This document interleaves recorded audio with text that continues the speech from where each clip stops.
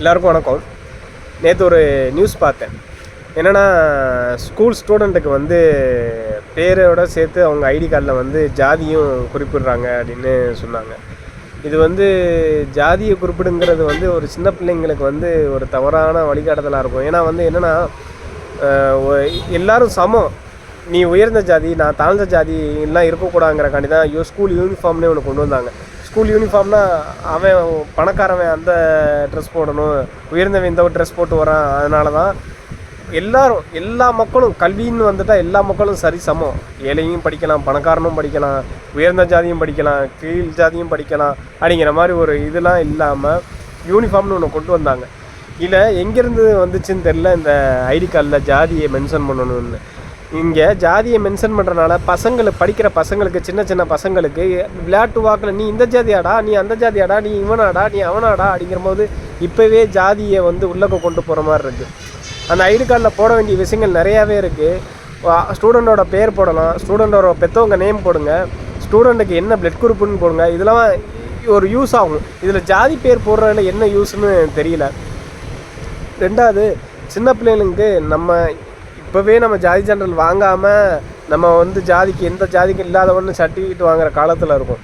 திரும்ப வந்து ஜாதியை வந்து ஒரு ஐடி கார்டில், ஸ்கூல் ஐடி கார்டில் வந்து கொண்டு வரணுங்கிறது வந்து ரொம்ப தவறான முடிவாக இருக்குது. ஏன்னா வந்து நம்ம இப்போ இருக்கிற பிள்ளைகளுக்கெல்லாம் பழக்கங்கள் மட்டும்தான் சொல்லிக் கொடுக்குறோமே தவிர, நீ அவனை பார்த்து பழகு, இவனை பார்த்து பழகு, நீ இப்படி பழகு அப்படி பழகுன்னு யார்ட்டுமே சொல்லலை. நீ ஒழுங்கான முறையில் வளர்க்குறதுக்கு தான் நம்ம பழக்கத்தை சொல்லிக் கொடுக்குறோமே ஒழிய வந்து நீ ஜாதி பார்த்து பழகுன்னு எந்த பிள்ளைகள்ட்டுமே நம்ம சொல்லிக் கொடுக்கறது கிடையாது.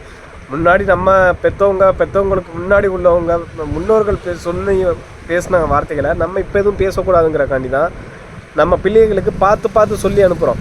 அப்படி இருக்கும்போது இந்த ஐடி கார்டில் வந்து நம்ம ஜாதியை வந்து மென்ஷன் பண்ணுறது வந்து ரொம்ப தவறான விஷயமா இருக்குது. இதை வந்து மாற்றிக்கணும். இது யார் எந்த முடிவு இந்த சொன்னாங்கன்னு தெரியல. அது வந்து தமிழக அரசு வந்து அதை மாற்றிக்கிட்டால் ரொம்ப சந்தோஷமாக இருக்கும். ஏன்னா வந்து அதுக்கெல்லாம் தாண்டி வந்துக்கிட்டு இருக்கோம். திரும்ப அதே வலைக்குள்ளே நம்ம போகக்கூடாது. நம்ம இந்த ஜாதிங்கிற வலையோ மதங்கிற ஒரு இதுக்குள்ளேயே நம்ம கோட்பாடுக்குள்ளேயே போகக்கூடாது. ஏன்னா வளர்கிற பிள்ளைகளுக்கு இது நம்ம சொல்லணும்னு அவசியம் கிடையாது. சின்ன பிள்ளைங்களுக்கு அது என்ன மெச்சூர், என்ன விவரம்னு கூட தெரியாத இடங்களில் போய் நம்ம மென்ஷன் பண்ணையில் அது என்னன்னு கேட்பாங்க. அது நம்ம பதில் சொல்லணும். அதுவே ஒரு இதாகும். அதனால் இது எதுவுமே தேவை கிடையாது. பிள்ளைங்களாக ஸ்கூலுக்கு அனுப்புவோம்.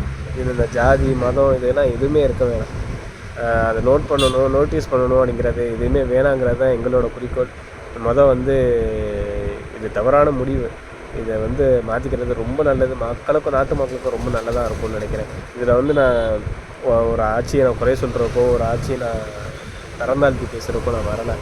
இது வந்து பொதுவான விஷயம். மக்களுக்கு வந்து என்ன ஒரு நல்லது நடக்குதோ அதுக்கு நம்ம குரல் கொடுக்கலாம்ல, அது தப்பு இல்லை. அது கண்டிப்பாக எல்லாருமே மாற்றிக்கிறது நல்லது. ரெண்டாவது வந்து இதை மறுபரிசீலனை பண்ணுங்கள். அந்த ஐடி கார்டில் வந்து ஜாதி நேம் வந்து வரக்கூடாது. அவ்வளோதான்.